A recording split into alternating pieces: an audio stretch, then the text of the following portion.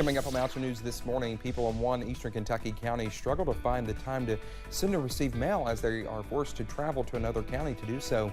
And a local grocery store donates thousands of dollars to help our region recover from devastating flooding. Dedicated to eastern and southern Kentucky, this is WYMT Mountain News this morning. Good morning to you. I'm Dakota Maker. 6:33 here on this kind of a chilly Tuesday morning. Thanks for waking up with us. Let's head over to Brandon for a look at our forecast. And Brandon, I've not warmed back up since walking outside to take a picture of the moon. I almost turned the heat on, but then you'll yell at me and I don't want to hear it. So. No, you would yell because you would get too hot and then we'd have to turn it back down. And I would blame it on you somehow. Exactly. No, because knowing you'd be, it's warm in here. And then I'd be like, oh, I turned it on. And then it'd be a whole thing. So. I know how it works around here. Okay. Okay. All right. All right. All right. Forecast this morning, some fog out there, especially in downtown Whitesburg. Let's take a look at that camera.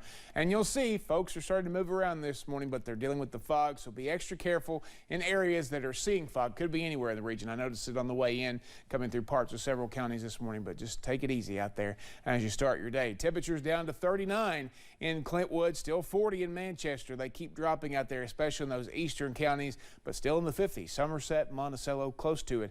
Jackson, London, and Williamsburg this morning. Logan also in the upper 40s as well. Your breakfast forecast, we are going to continue to see again the possibility for some cooler air out there.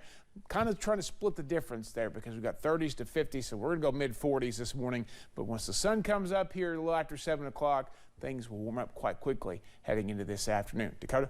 All right, Brendan, thank you. Well, 2 people are dead after a house fire in Madison County.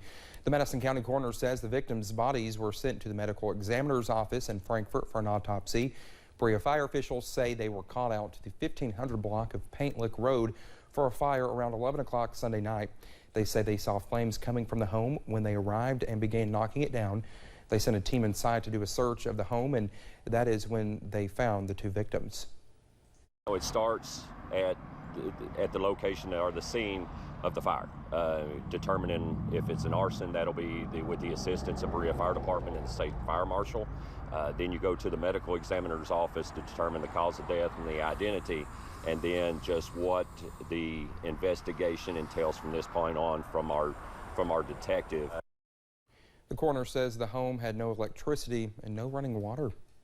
Multiple units from the Somerset Fire Department responded to a crash in the drive-thru of a local restaurant Monday morning. The crash happened at the Dunkin' Donuts off US 27 in Somerset. Images like this one from the scene appear to show a car having overshot the curb and hit an SUV that was in the drive-thru line. Crews were able to remove the drivers of the cars, one which was taken to a hospital by ambulance.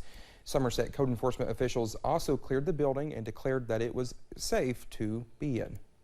And across the nation, drug shortages continue to plague pharmacies, and the latest shortage of amoxicillin could mean trouble during cold and flu season.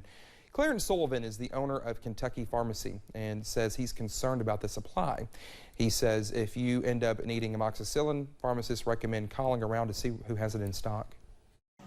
We don't have certain medications like amoxicillin even available to us, so it's a search and find for patients at this point. Other big-name drugs such as Adderall are also in short supply. Pharmacists say if you are feeling sick, make sure you consult your doctor whether an over-the-counter or prescription medication is the best form of treatment. A situation health officials are calling a triple-demic has been impacting students, faculty, and staff across the region. For about 1 week now, several eastern Kentucky schools have closed temporarily due to illnesses, and public health officials say a spike in COVID, flu, and RSV cases is only just the beginning. Infectious disease specialist Dr. Ferris Cotter says these school closings can prevent the spread temporarily, but we all must continue taking other safety precautions as well. My main message is do the things we can do.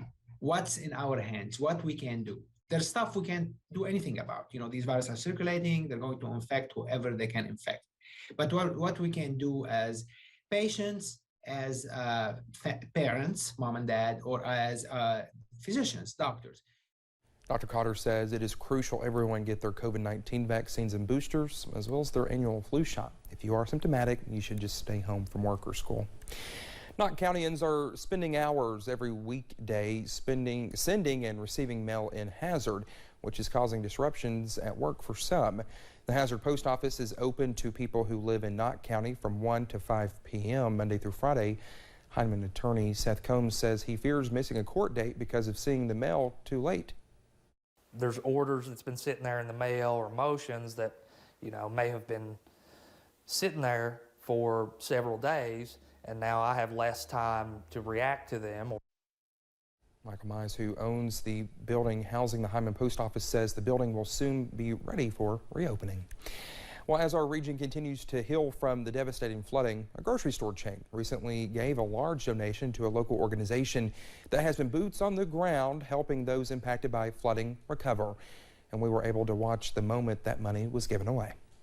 The Save-A-Lot in the Airport Gardens section of Perry County donated $120,000 Monday to the Foundation for Appalachian Kentucky. Originally, I reached out to Happy, our mayor, and because I know there's a lot of moving parts, a lot of people working, for different projects. And my question was, I want to know where we can donate the money to help our people right here. To date, the foundation has given out close to $6 million in flood relief. Done over 8,000 individual grants, farm grants, grants to small businesses. The $120,000 donation is going to the Housing Development Alliance as the organization works to build new homes for people impacted by flooding. You see these people that's having to stay in campers and tents and whatever's going on, and it's just heartbreaking. So, if we can help someone get another home, that's outstanding. So far, the foundation has granted the Housing Development Alliance $1.2 million to help families get into homes.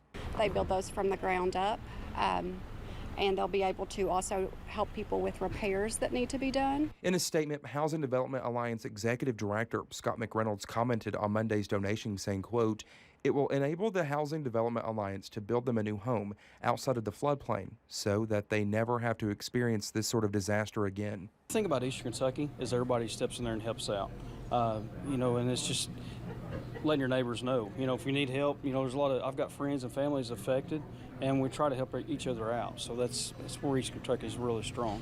Helping Eastern Kentuckians recover. In Perry County, Dakota Makress, WYMT Mountain News. Well, the Housing Development Alliance said in a Facebook post it has 5 homes under construction for flood survivors, and it has completed 36 muck-outs since the flood. Addiction Recovery Care is working to make sure people stay warm this winter. ARC is working with Appalachian Reach Out and Rise Above to hold a coat drive. Donated coats will be given to Kentuckians recovering from addiction. ARC says its goal is to collect more than 1,000 coats. So one of the last things that we want our clients to be concerned about when they come in for treatment is what they're going to wear or how they're going to stay warm. We want them to stay entirely focused on getting better and healing. Right now, ARC has collected around 300 coats. You can drop off donations at the ARC outpatient offices in Mount Sterling and Moorhead.